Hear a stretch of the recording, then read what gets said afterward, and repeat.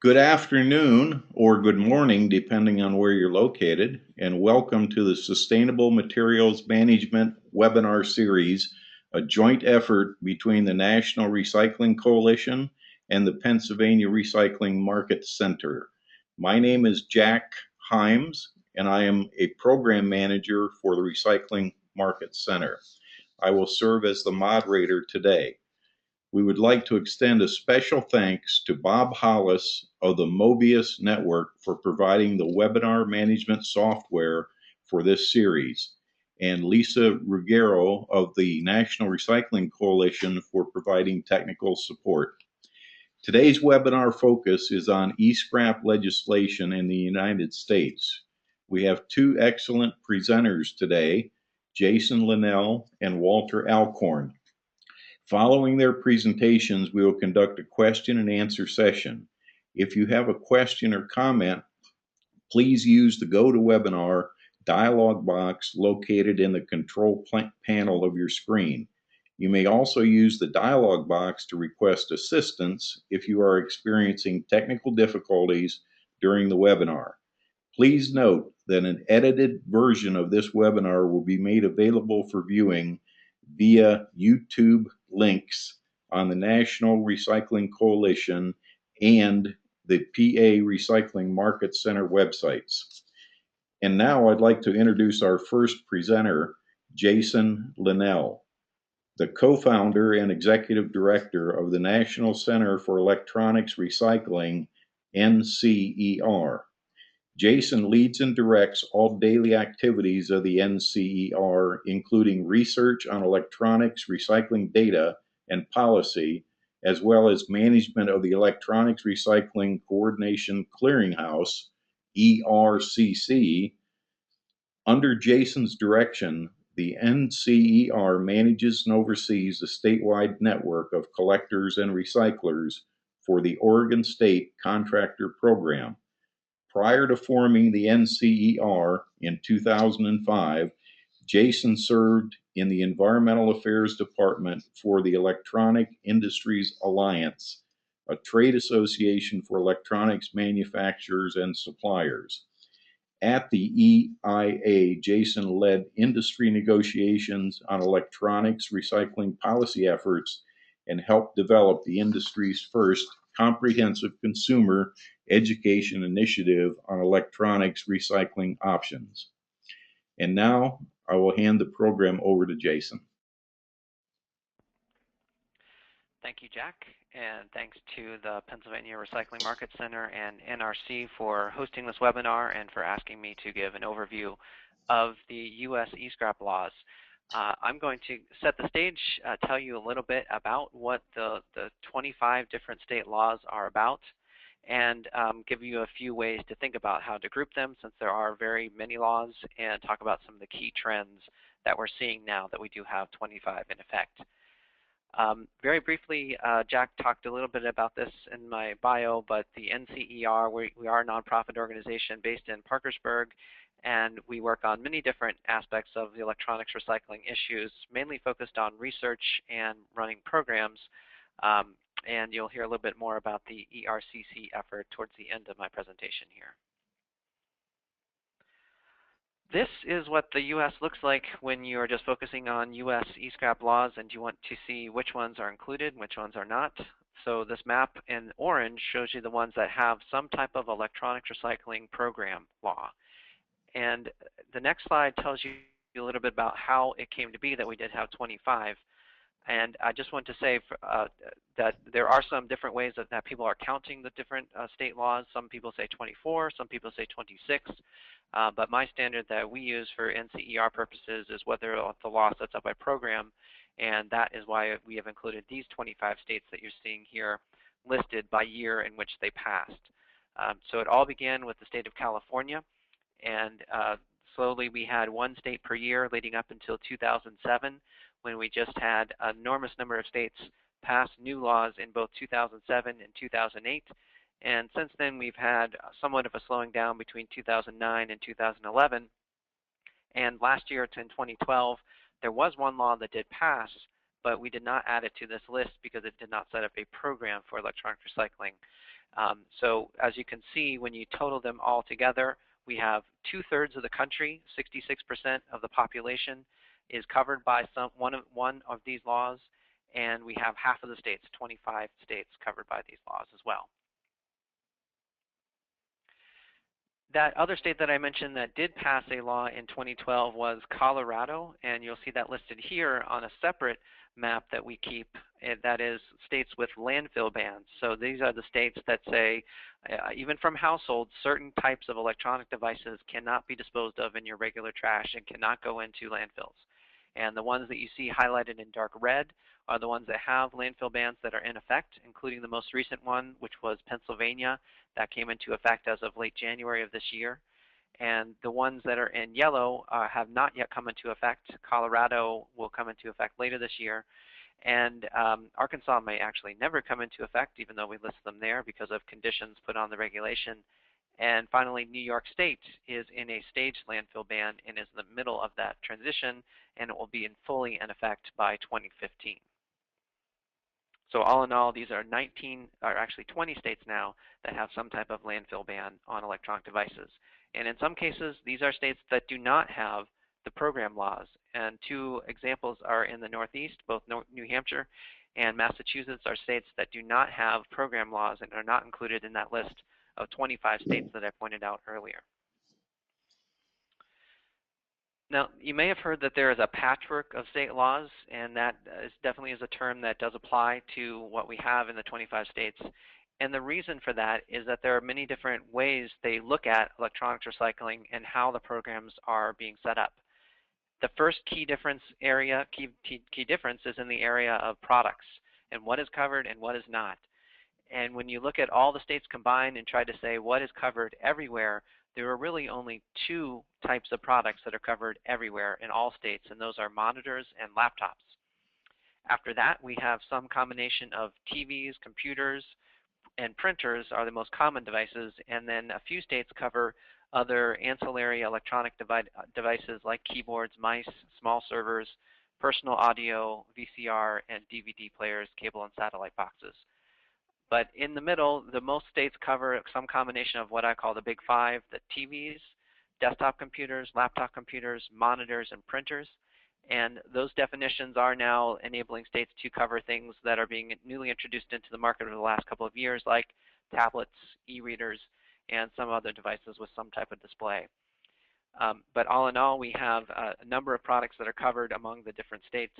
And this is different if you look at how electronic recycling programs operate in different countries and around the world. We, for instance, don't include some of the large white goods, lighting, toys, some of those other devices that sometimes get considered to be electronic waste in other countries are usually not covered under these laws in the United States.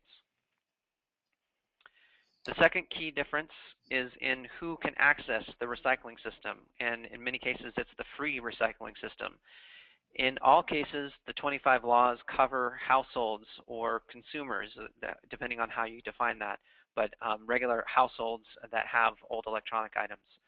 But then several states go beyond households and have inclusions on small businesses, and sometimes it's defined as those with fewer than 10 or 50 or 100 employees.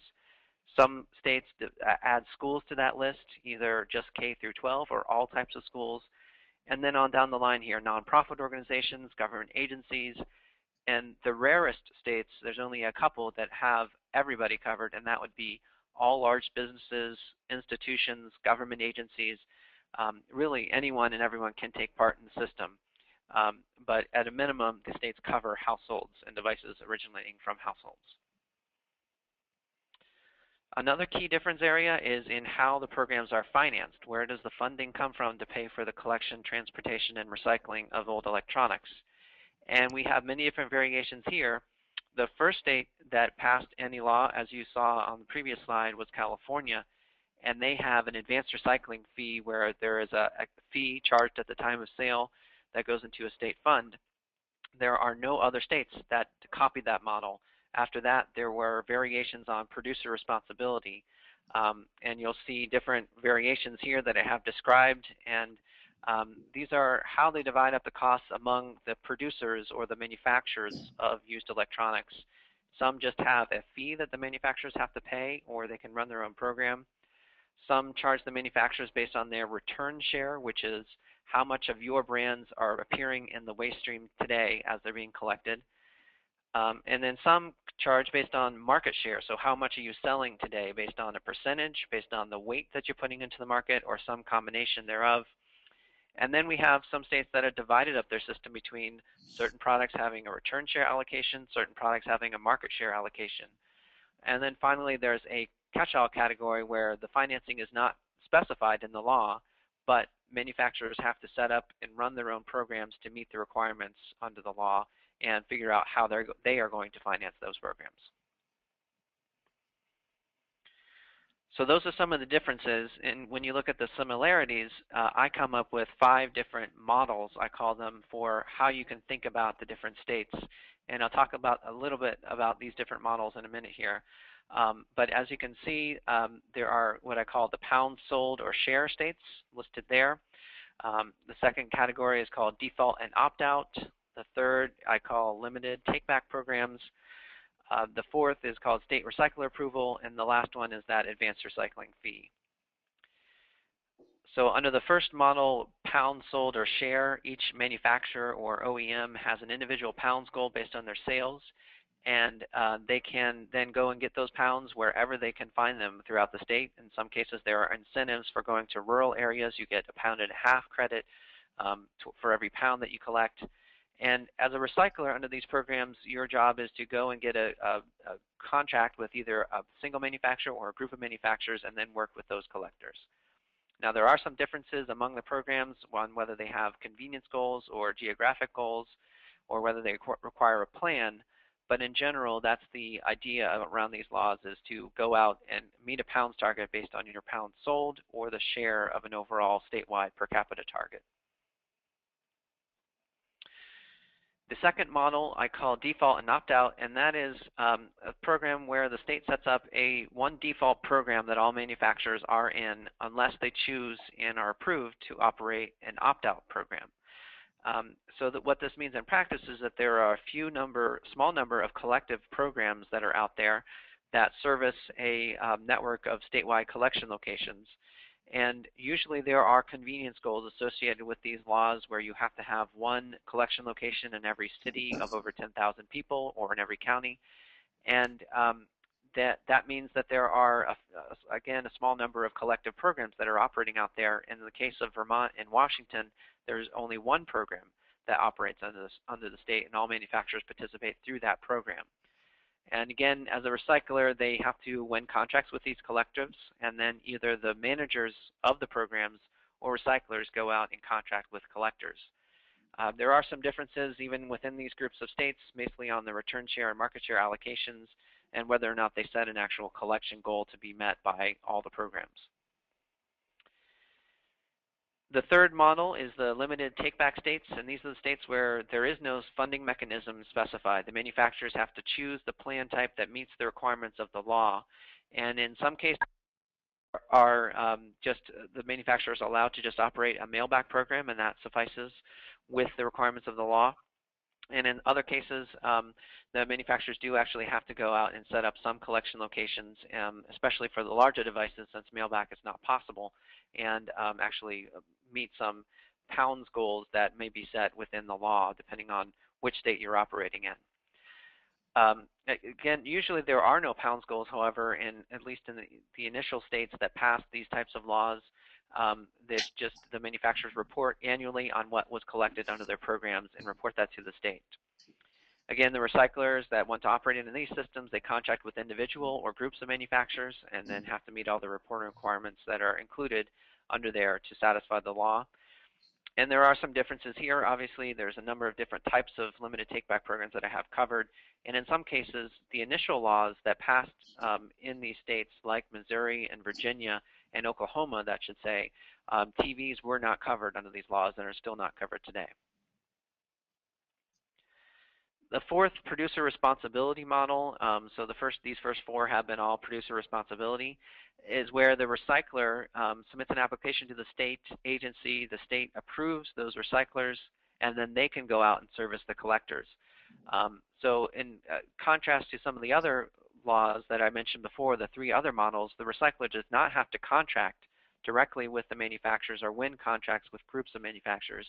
They are, once they're approved, they are allowed to bill all the covered manufacturers, and there's different ways they allocate the costs. But there's only 2 states that do this, and those are Connecticut and Maine. And they do have some differences amongst each other in terms of product scope that's covered and how they divide up return and market share among those products. But generally, there are no collection goals in either of these 2 states. It's whatever is collected, the costs are passed along to the manufacturers based on the allocation set by the law. And then finally, the last model, the advanced recycling fee, that is, as I mentioned, California is the only case that does this, and it's a fee charged on sales. The state pays a standard rate for collection and recycling, and that is, again, no manufacturer involvement directly in the running of the collection and recycling system, but there is a fee charged on new sales to cover the costs of the recycling system. So how are they doing? There are some results now. We have more and more data every year. Still, we don't have data for every state, all 25 states, but we do have several states that have at least 3 years worth of data, and those are the ones that you're seeing on this slide here on a per capita basis. And that disclaimer that you see there should be definitely taken into account. You cannot compare a value in one state to a value in another state, even on a per capita basis, without taking into account all those differences I mentioned up in the front about the products that are covered, the entities that you can collect from, and any other differences that would shed some context on the numbers that you see here. But when looked at against the results year to year, year over year, you can see here with some trends with some of the states basically holding steady. California in the 5 to 5.5 per capita range. Maine getting to that range now. Minnesota is in the high 6 per capita range. And Washington and Oregon have been between 6 and 7, with Oregon getting closer to 7 pounds per capita collected for the year. We have a few other states with data, like Illinois, closer to 3 pounds per capita. Wisconsin, which really jumped from the first, which was not a full year, the first year up from 4 pounds to over 6 pounds per capita. And then we have a little bit of data from both Rhode Island and Indiana, but not actually from 2012 as of yet. And they're both in the 4 pound per capita range now as of the latest data. Then these limited take-back states, as you can see, when you don't have TVs, it does have an impact on the numbers on the per capita basis. So Texas, Virginia, and Missouri, the numbers in Texas do not include TVs because they were just added this year, but they're all below 1 pound per capita. Michigan and West Virginia do have TVs included and are over 1 pound or over 2 pounds per capita, but they're, again, one of the limited take-back states. And then finally, on the data side, some newer states where we have just 1 or maybe 2 years worth of data. Connecticut, you can see here at 2. North Carolina getting over 4 now. New Jersey over 5. New York State was 3 in their first year, and then the highest per capita value that we've seen so far is in the state of Vermont, which is at 7.7 pounds per capita for 2012. And just finally, a few key issues that are coming up that are being discussed and happen every day in these programs as you look at them across the country are things like products and how they're changing. We all see new products coming onto the market, and that definitely has an impact on the managers and the manufacturers and the recyclers that are trying to fit them under these state recycling programs. The definitions that were written 4 or 5 years ago don't always apply to the new products coming on the market today. So things like e-readers, media tablets, what are now being introduced as phablets, which are phones which a display of around 7 inches, those are challenging the state laws, and that takes time to figure out whether they should or are included under the state laws. Another issue has to do with the targets. There are targets in the pounds, and there's a sort of a push and pull of these when you look at the different actors that are trying to meet the targets and trying to meet their budget obligations. Regulators want results. They want to see if the targets are achieved or surpassed. Recyclers want more pounds entering their facilities, so they're always on the lookout for more volume coming to them. But manufacturers who are in charge of paying for a lot of these systems under producer responsibility, they do want to comply. They do want to show that they're having results in pounds that are being collected, but more pounds equals more costs under these programs, the way the recycling industry is set up today. And the final issue is collection. We're starting to see, or we have seen, some issues where what we call leakage is happening from collection sites where there may be some outside the system that pay more than what the regulated programs pay, and therefore valuable items are diverted and they don't end up coming to those recyclers that have met all the qualifications under the law and are engaged by manufacturers. And what we've tried to do on this is one thing that we do under ERCC, which is best management practices based collectors, and there's a document on our website, and the website is listed at the end. And just briefly on ERCC, it's a group where we have state agencies that are implementing programs, and as members of the organization, they're the voting members, and then any other group can be an affiliate member, and we try to work collectively on solving joint challenges, exchanging information. So this collector best practices was definitely something where we could share information and set a baseline of best practices. We try to reduce administrative overlap and coordinate data gathering and information sharing. And one thing that we've talked about doing and we are starting to do now is do more outreach and have joint but non-binding responses on key implementation issues. And recently have been sending out letters to manufacturers who are non-compliant in 2 or more states, trying to get them to step up and fulfill the obligations they have and create a level playing field for everyone. And as I mentioned, the collection site best practices, it is a document that sort of sets the baseline for what collection sites should be doing. It has good practices on how to stack and wrap different types of products, what you should be looking for at facility maintenance, and then where to send the material so that you're making sure that all the devices collected under a state program are going along to certified recyclers that can handle that material. And this is all available on the ERCC website. Finally, just on the conclusions, what we see going forward, we still have 25. We've had 25 states since 2011. We don't know when we'll have number 26. There are some states that have active legislation that Walter will talk about here in a minute for 2013. But in my mind, it's fewer than what we've had in the past, fewer new states with the potential to add to that number of 25. But we are seeing more industry programs, more voluntary programs on the collection side, and things like what Walter will talk about with the E-Cycling Leadership Initiative. There's always a question of why we have all these 25 state laws. Let's just have Congress come in and set a national baseline, and why don't we have a federal program? But that's very unlikely, definitely in the short term, maybe even the medium term. We have a lot of states that are trying out programs, and there's really isn't the political will right now to do something in Congress, and it takes a lot to get the attention of Congress on an issue, even though it is something that's very important to all of us within the electronic recycling world. Congress will likely have an export bill that will restrict certain exports that will be introduced, like it was in the last Congress, but whether it moves is still an open question. And then finally, more data is always good to see with the results of changes and policies and how things are actually working. And we'll have more of that. At least most states will have 2 years of results that we can compare their performance and see how things are going. And we're trying to help out in standardizing some of the metrics to help compare performance across the state despite all the differences that we have.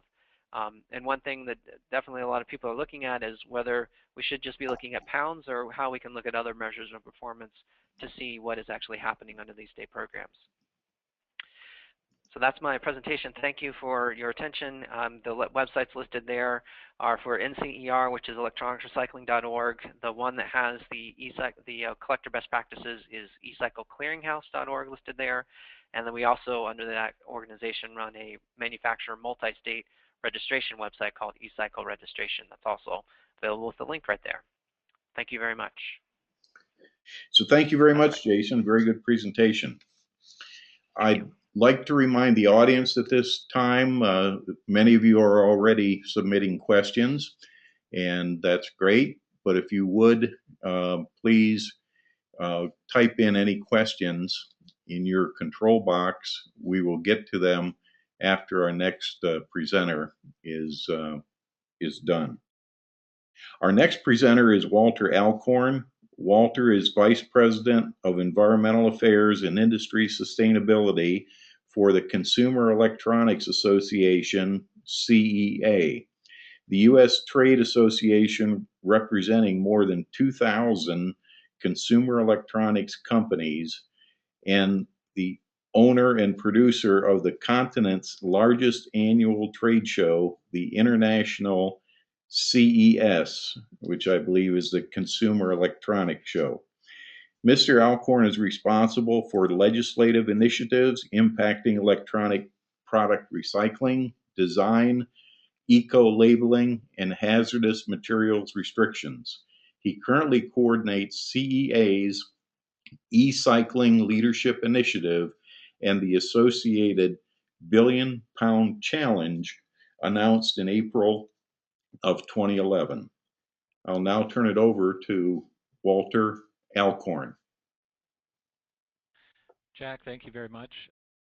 As Jack mentioned, I'm with the Consumer Electronics Association. We represent more than 2,000 companies in this industry. We do have a pretty diverse membership of not just manufacturers, but also retailers, distributors, and other service providers in the industry.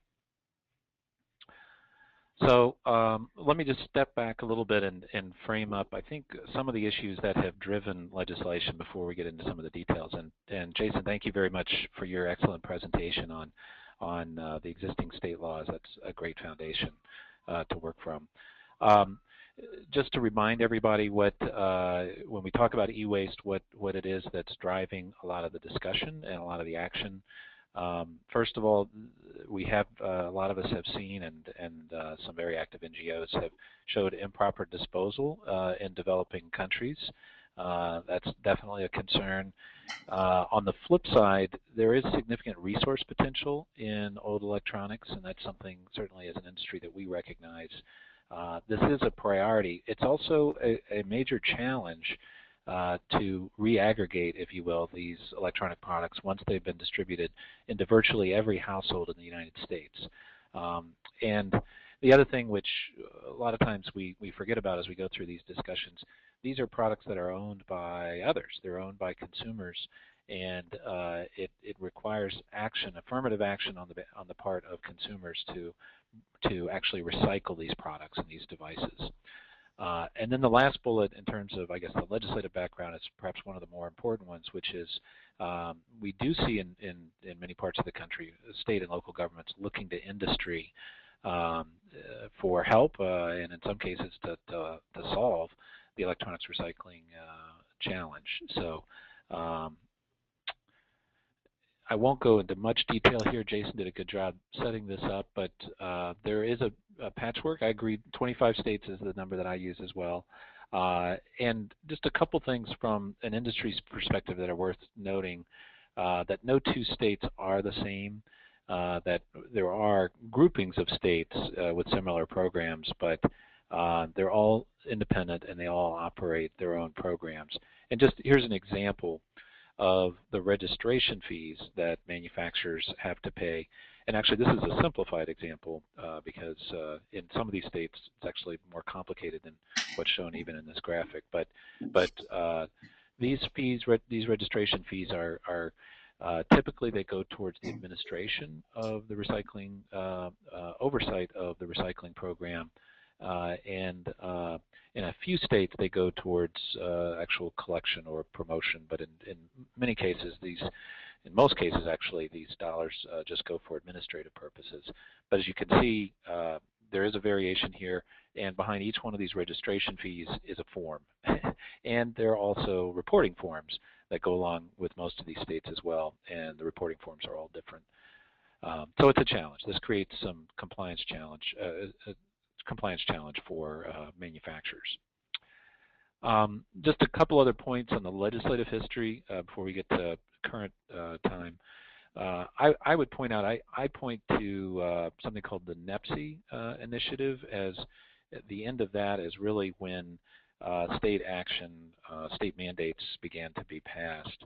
NEPSI stands for the National Electronic Product Stewardship Initiative. This was something that EPA, US EPA got started back well over 10 years ago now. When that stopped, I think a number of state and local officials gave up on trying to get a national program, and since then we've seen the state laws pass in now 25 states. And as Jason pointed out, there really was a burst of activity between 2007 and 2010, and since then the expansion of state laws has slowed. But I would point out that there have been a couple of new state laws, Utah and then Texas specifically for televisions. They already had a law for computer equipment, but for televisions there was a new law passed there in the last couple of years, and those were both passed with industry support. We're tracking bills across the states actively. Included here not just the electronics recycling bills or e-waste bills, but also just showing some of the other bills that in some cases actually overlap with or intersect with electronics recycling in some case. We've been watching 25 different bills, 25 different states with legislation, 25 e-waste bills specifically, 12 extended producer responsibility bills, and then 19 bills focusing on toxic chemicals and other related, I would call it extended producer responsibility type issues.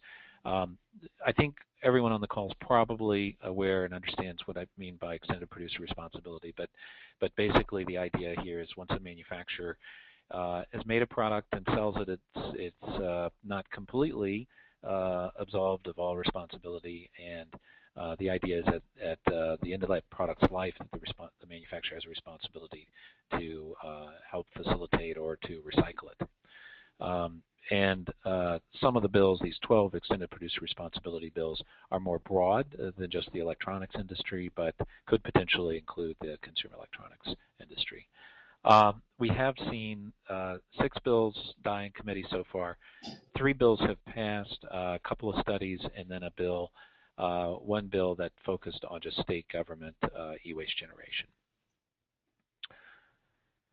So this gives you just a list of the e-waste and EPR bills that are out there, which ones are still active. And I would note too that there is I would say a growing diversity of bills relating to this topic. I think as different programs have been implemented and different ideas have been developed on what could be put into these laws, I think we're seeing more and more ideas showing up in legislation. Just to distinguish a little bit in what we're seeing in the legislation right now or in the legislative activity, new states, these are states that don't have an electronics recycling law right now. You can see there's 7 of them that are listed there that did have or do have legislation this year. But then the rest of the 16 states, 9 of them, are states where there's already a law on the books. Some of us call that churn. So it's so once a state passes an e-waste law, oftentimes that's not the end of it. That the law is reviewed. Sometimes it's updated. Proposals, at least, to update it are quite common. And I think really what this shows is we're still in very much a phase of ongoing experimentation at the state level with this legislation. So just these bill types will look familiar. They very much they're very similar to, I think, some of the programs and state laws that Jason mentioned, but target bills, so bills where there's a pounds target. We're seeing e-waste bills like that. We're seeing some e-waste bills where there are collection convenience standards written into the law or written into the legislation. We have some legislation where there's a requirement to have a recycling plan. A manufacturer has to have a recycling plan, but maybe not much more than that in terms of specifying what's required. And then there are combinations of the above in legislation. So pick 1 or 2 and throw them together, and I can probably show you a state where that legislation is under consideration. Also, I call the Maine type bills. We're seeing a couple of those being submitted. Connecticut, of course, has a law similar to Maine's, but Maine came first. And we're also seeing a number of bills this year relating to landfill bans, requirements that different entities use third-party certified recyclers. And the very new thing this year, we've seen bills in 3 states that will require big box retailers to take back electronics for recycling. Now those laws were introduced in Texas, Oklahoma, and Wyoming, and none of them have advanced at this point. I would just give you a little bit more background on our industry and what our industry is doing on the recycling front. We do have an initiative, a national initiative called the E-Cycling Leadership Initiative. We announced it a couple of years ago. We have with that a billion-pound challenge. We're trying to increase our industry's recycling to 1 billion pounds annually by 2016. And we are focused on not just the quantity, but also quality, responsible recycling, and also increasing the opportunities for consumers to recycle electronics. We're up to about 8,000 permanent or ongoing collection sites that are sponsored or operated by our consumer electronics industry. And then we have an excellent zip code locator. So if you go to www.greenergadgets.org, you can type in your zip code and look for nearby opportunities to recycle your electronics. The collection infrastructure is improving, but there's obviously still more work to be done. One of the other things that Jason had mentioned too that I think is important is the metrics. We're talking about some of the metrics in terms of collection locations, talked about our billion-pound challenge, but also the awareness of collection opportunities we found is a very important metric. We do consumer surveys. CEA does a consumer survey every other year, and one of the questions we ask is if people know where they can recycle electronics. And in 2010, 58% knew where they could recycle their old electronics. That's up to 63% last year. It is increasing. We'd like to see that trend continue because certainly if people don't know where they can recycle, they're not going to recycle. And in terms of other progress that we're making towards our long-term goals, we'll be actually issuing our second annual report next week. In 2011, we were up to 460 million pounds of consumer electronics recycled, and we'll be releasing new numbers on that next week. Just a couple challenges I want to mention that is definitely things are in play as you look at this issue. I believe collection still remains, it's our biggest challenge. It has been, I think, from day one, at least on the consumer electronic side. Also, as Jason mentioned with the evolution in products, we really do see a significant change not only in the technologies that are being used, but in the material content of the recycling stream. And this very much impacts the economics on the back end and the markets for recycled consumer electronics. And our biggest challenge right now is CRT glass. Cathode ray tube glass. This is a technology that was used for decades, but stopped being used and stopped being sold in any significant numbers during the past decade.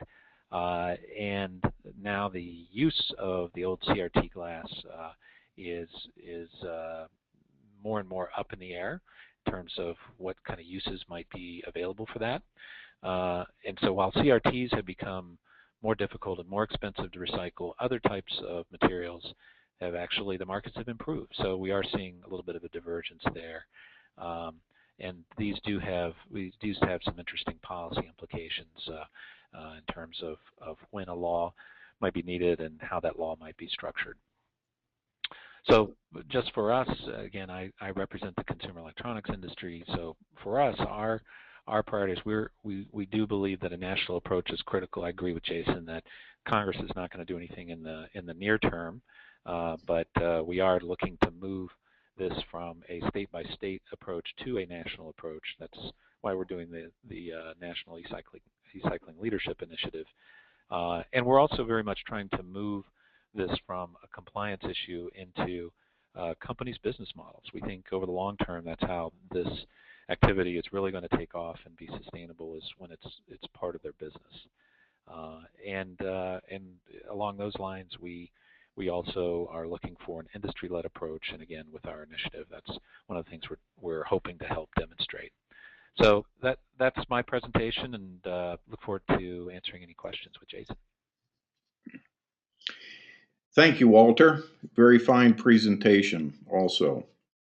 We are now going to field some questions that were sent in by attendees. And again, if you have a question, please type it into the GoToWebinar dialog box in your control panel, and we'll answer as many of your questions as we have time for. The first question, I recall, came in when Jason was giving his presentation, so we'll let Jason have the first crack at this one. Would you say that California has ended up being more on the right track with its ARF program in light of the current problems with CRT stockpiling? ?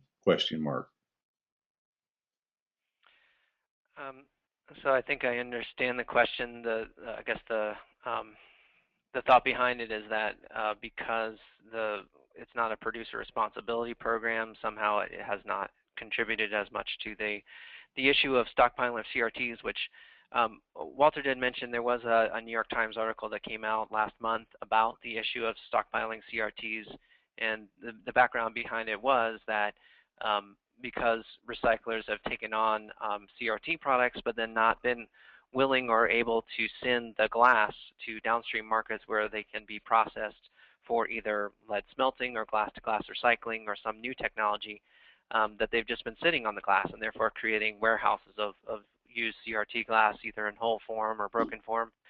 I tend to think that this is a problem that's not specific to one type of model over the other. It's something that can happen in a state that doesn't have a recycling law at all. Certainly some of the targets that are out there that manufacturers and therefore then recyclers are looking at and saying they need to meet, and therefore they're maybe willing to take on more CRT glass than they would otherwise without that target there, without the backing of the state law. May have contributed to it, but it's an issue that impacts anybody that's taking on CRT glass and needs to have an appropriate outlet and the funding to get it to the right places. So I don't think that California is necessarily in a better situation on that. There's still a lot of glass that needs to move there, and California has made an amendment to their regulations to allow for hazardous waste disposal of leaded glass and for disposal of regular glass if it's been processed in a certain way into regular municipal solid waste landfills. So there's issues everywhere, and I don't think it can be limited to one type of model over the other. Thanks, Jason. Walter, would you like to add anything to that? Yeah, thanks, Jack, and thanks for giving Jason the question first. Yeah, this is tough. Apart from California, I think what we're seeing with CRT glass is a strain that's emblematic of a decline in the market. The demand for CRT glass is declining, and I think that's been, so that's showing up in a number of different ways. Frankly, at CEA, we're trying to get more information on what is going on out there.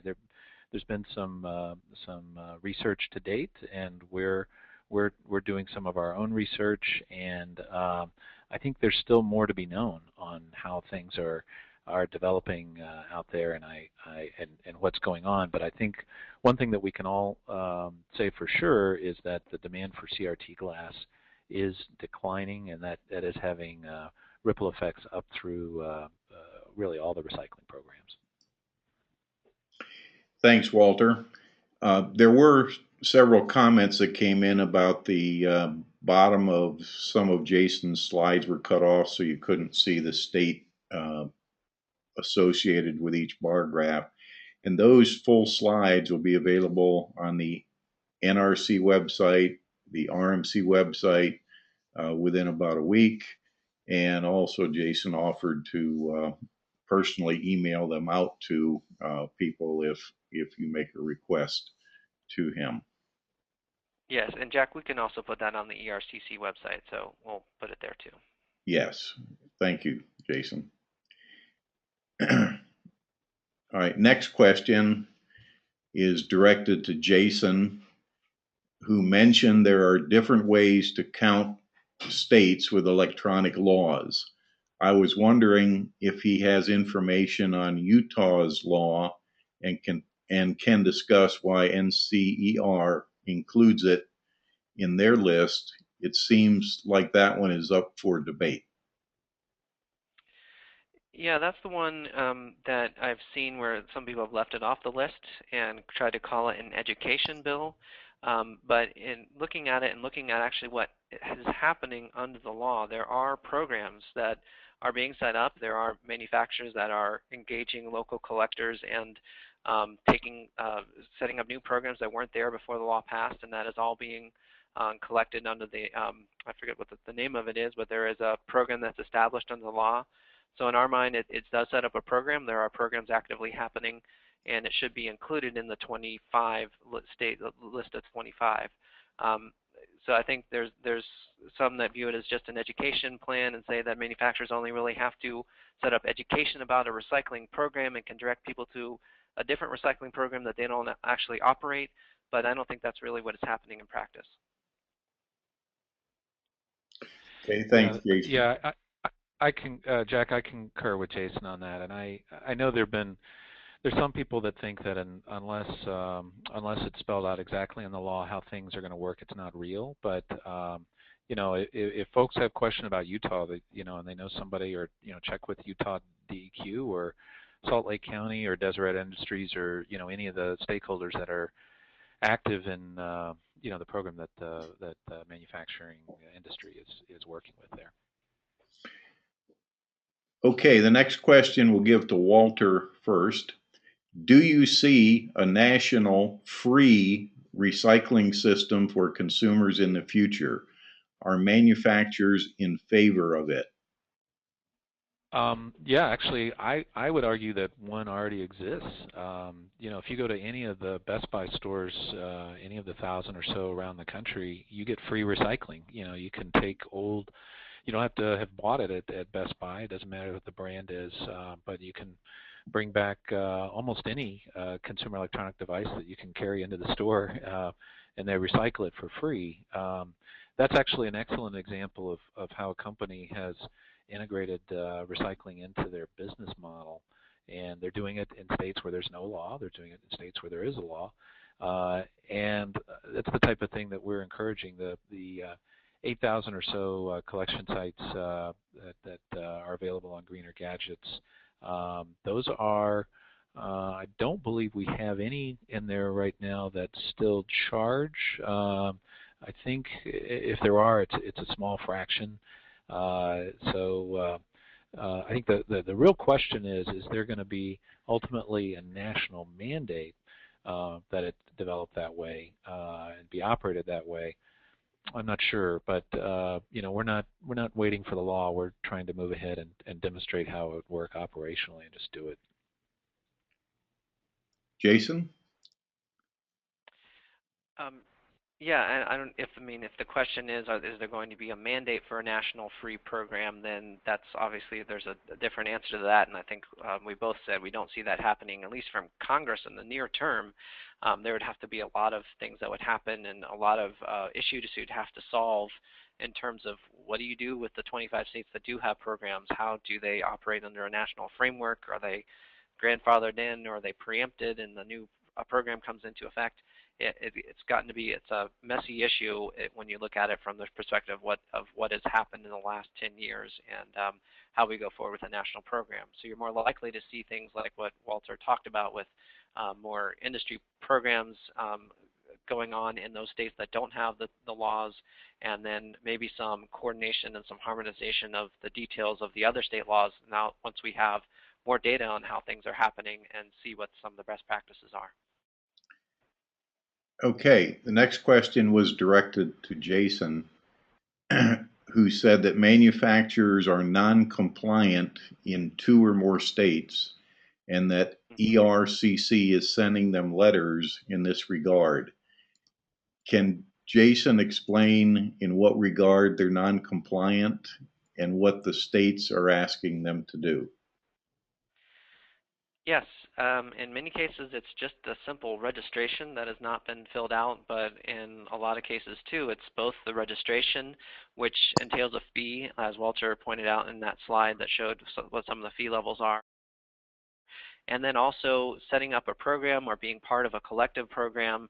And there's a list of about 10 to 15 manufacturers that are non-compliant in at least 2 states. Some of them are non-compliant in at least 5, 6, 7, or even 8 states where they sell a product. It's available online. You can find it on many different websites on their own website, but they have not gone to the steps of filling out the registration form, telling the state how they're going to set up a recycling program, or working with a collective or individual or recycler to actually have a recycling program to take responsibility for their devices. So none of them are big name brands. They're mainly smaller. A lot of them are overseas, but many of their competitors have stepped up and are fulfilling the requirements of the law, and we're trying to create a level playing field for everyone by informing them of their requirements and then directing them to the state program managers to make sure they're in compliance. Yeah, and Jack, I would just add, Jason did a good job of explaining how that works. That we completely support compliance with all of these laws, and it is very much at the margins. I don't know from a market basis, but maybe I would think that 98 or 99% of the market is compliant in terms of manufacturer compliance, particularly on the television product line. It is dominated by a fairly small number of companies that manufacture these products, although that is somewhat changing. There are new entrants that come to the market. Some of them don't have much, if any, presence in the U.S., and sometimes it is difficult to reach those. But we definitely hope to see all the manufacturers getting into compliance. Okay, thank you. The next question, either one or both can answer. What research data do we have, and what research data do you believe we need in order to develop sound U.S. e-waste export policies? Wow, that's a great question. Jason, do you want to take a first cut at that? You've been involved in some of the research. Yeah, actually there's a lot happening just right now on solving that data challenge, because it is a challenge to find out what is actually going out of the country, and then how we're going to collect the data, and then how we can make that repeatable going forward so that we can measure changes over time. My organization, we're involved in a project with MIT. It's under a grant from EPA using this group that's called Solving the E-Waste Problem. It's an international group that is working on a lot of the challenges across the world with all of these issues that go on. And one of the components of that is working with EPA to try to get better data on electronic recycling exports. And it's a challenge because there's so many actors that are involved in the system, whether it's recyclers, brokers, sometimes even just the collectors that are trying to get things overseas. And on the actual data side, there's many different ways you could classify it according to some of the trade codes that are used. In some cases it's unintentional, in some cases it's intentionally put into the wrong category, and therefore it's hard to track down as a researcher to find out what is actually going out of the country and at what level. But we're slowly getting more data. We're developing some models to make it so that there could be some more hard data going forward as part of the work that we're doing with MIT, and that's happening right now. There was just a study that was put out by the U.S. International Trade Council just within the last month or so, where they actually had a mandatory survey of collectors, brokers, recyclers. They could cast a pretty wide net, and your response was required by law to tell them how much was going out and broke it down into several categories. And they just released that report, and you can find it on the USITC website. It has some really interesting numbers about what is being refurbished, sent out as refurbished, what is going out as commodity materials, and you can see some of their breakdowns there. it's something that we're trying to look at and then expand upon with the work we're doing, and trying to look at actually within product categories, what level do we think is the used value for what things are going out, and then compile some data. And we'll have some results from that, from one of the phases of that, over the next couple of months to release to the public from our work. So we still need more data. We need a better way to capture the data, and we need more people to be aware of how they should be recording and capturing their exports. But there's also a challenge of just getting people to report the results truthfully, because some people are afraid of the stigma around exports and therefore try to hide things. And then just getting people to report the correct numbers as they're sending things out of the country. Okay, thanks. The next question was directed to Jason. What is the breakdown of cost in percentage for collection, transportation, and processing, and is it the same across the country? The second question is easy. No, it is wildly different across the country. There are different rates that we see for recyclers in the Northeast versus the Northwest, and different rates that are paid in California versus other parts of the country. So there is some variation. On the collection side, it can vary from zero. There's not a payment to the collector, or traditionally in a lot of states, when the initial collection programs were set up, the collector was a local government that was actually paying for the costs or charging a fee to residents as they drop off their old material, so they could have a program. But these rates, because as I showed in a lot of the models, it's up to an individual recycler to contract with a manufacturer or group of manufacturers. Those are all private business transactions. We really don't know what is being paid, what are the common rates, and just what the ultimate breakdown of the costs are. But they are different, and there are a few states where we do know the rates. For instance, California is usually acknowledged on the high side as having a 39 cents per pound rate that's paid out to collectors and recyclers for all the costs. And then there's some other states that have reported some results that are lower than that, and there's some approved recycler rates in in Connecticut and in Maine that you can see. But it does vary across the country, and there's very little data in some states because it's all private business.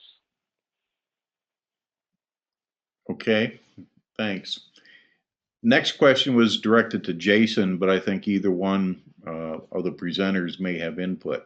If you were given the responsibility to design a most ideal state or national program, which structure would you like to develop after learning the pros and cons of the current state legislations? Is the program implemented in Connecticut and Maine a better one from a recycler's perspective, as the recyclers can be paid reasonable fees for recycling CRT glass?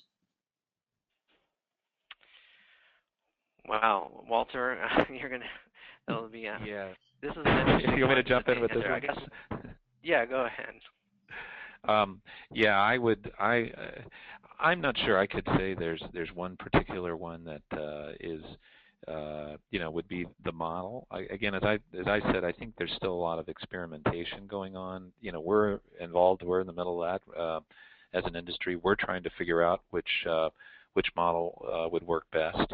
But I have to say that the last question is ironic, or last part of the question, because it is true that the costs are higher in programs like in Maine and Connecticut because of the lack of market forces.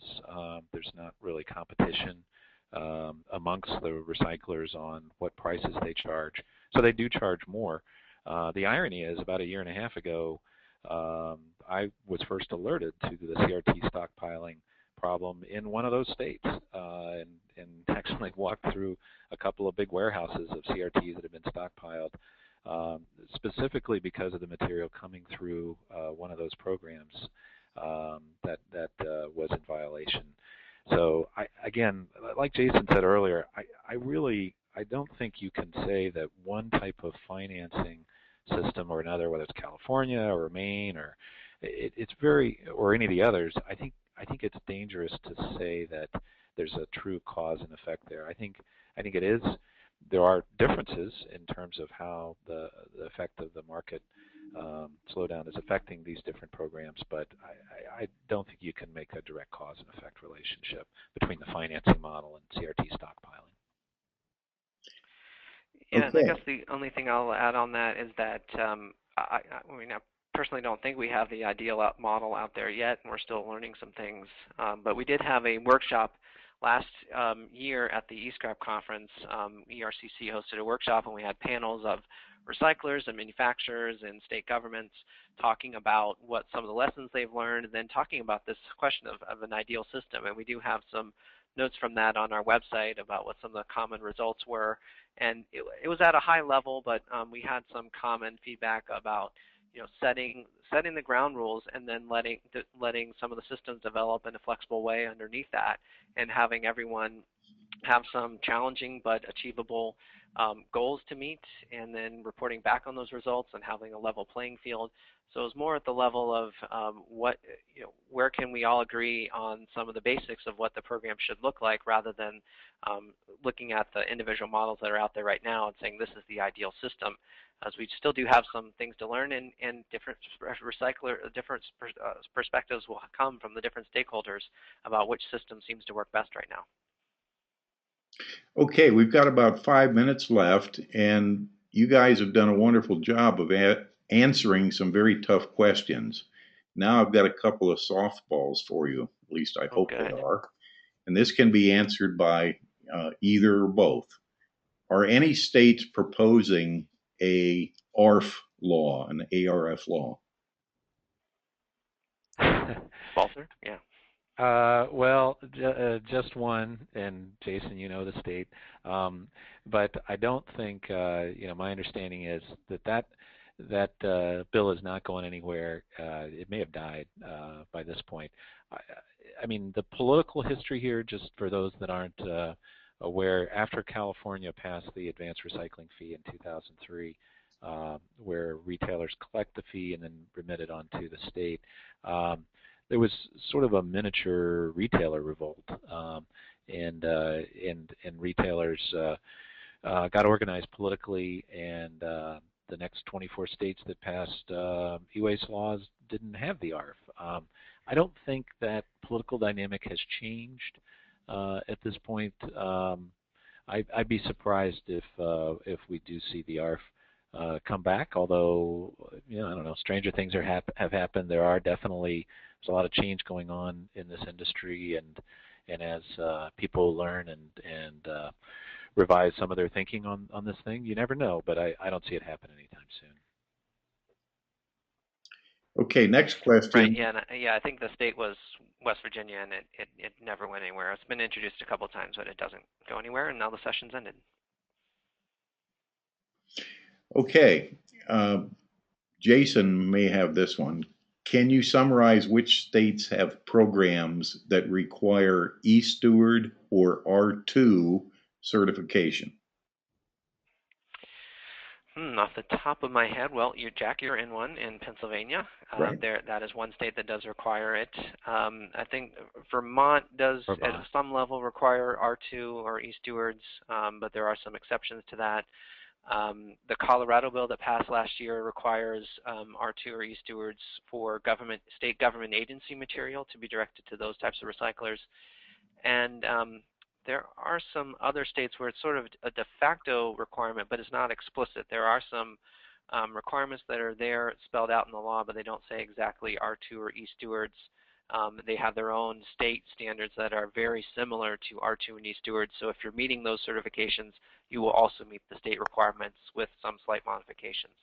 Did I miss any, Walter? Or are those the ones that you can think of as well? Well, I know Mississippi just passed a law very much like Colorado, but it's only state government e-waste generated, has to go to third-party certified facilities. And I'm pretty sure South Carolina has third-party certification requirements. I'm pretty sure that's right. I may be wrong, but right. And keep in mind, both R2 and e-Stewards first became available in about 2010. If you look at the list, a lot of the states were passed before 2010. Although those certifications, those standards were in development certainly before then, but they really couldn't be pointed to in law or in regulations for a lot of those states that passed before that time. Okay, we have time for one more question. And this one is directed at Walter, but Jason, if you want to comment on it, feel free. CEA has done commendable work seeking out new end-use markets and technologies for CRT glass. Does Walter see continued investment in end-use markets by manufacturers in the future? Yes, and thanks for that question. I should have mentioned the CRT challenge that we did last year as a group, a crowdsourcing effort to try to find new applications and technologies for CRT glass. We did that with the Environmental Defense Fund. This one we're doing with ISRI, the Recycler Trade Association. We're doing a second phase of that. I think so. I mean, for better or worse, our industry, we're right in the middle of this. We're having to pay attention to these markets, for recycling markets, for the glass from our products that we haven't sold for 10 years, but because it is coming into the recycling stream, because of extended producer responsibility, because of these laws, because of the voluntary activities that we're doing as an industry, and what these companies are doing to get to recycle old consumer electronics. For all those reasons, yes, we are looking at how we can support new uses for CRT glass, and frankly find solutions for long-term solutions for CRT glass. And just as an aside, this is one of the things that makes this challenging from a business standpoint is we are going to peak in terms of the CRT glass coming into the recycling stream during the next maybe 2 or 3 years, something like that. And then there'll be another 10 years or so of CRT glass coming in, but it's going to decline. So that's one of our challenges, is we do have an issue where we have a time-limited supply, yet we have an increasing amount and need to have good solutions found to it. So yeah, we'll keep working on it. And frankly, we really hope others keep working on it too. Yeah, and the only thing I'll add on to that is that through ERCC, we have been putting together the collection of thoughts and questions about this issue, about CRT stockpiling and how it relates to the current rules in effect and the state laws and landfill bans, and sending that in letters to EPA, and have sent a couple letters, and we know that they're working on pulling together some information to help get everyone sort of on an even level of knowledge about what can and cannot happen with CRT glass in the states, what the rules are, where can it go, and what if it's separated, what can happen here, what are the limits on accumulation. And so we hope to see that coming out soon. But there's been, from our group, from the state agency, and then the manufacturers and recyclers involved in ERCC, there's definitely been a need. They have stressed the need to have more EPA action and information on this issue, and that's led to some of the letters that we've sent. Okay, well, thank you very much. I'd like to give a special thanks to our audience. You're a big audience, and you've hung in there very well, and we appreciate your questions. All the questions will be passed on to the presenters. And Walter and Jason, I wish to thank both of you for your very fine presentations and hanging in there with a few of the tough questions, but we really appreciate all the work you did here today in this hour and 15 minutes. Thank you, Jack. Thank you, Jack. Yep, thank you. This webinar, like all webinars in this series, has been recorded and will be available via YouTube links on both the National Recycling Coalition and Recycling Market Center websites. Thank you and goodbye.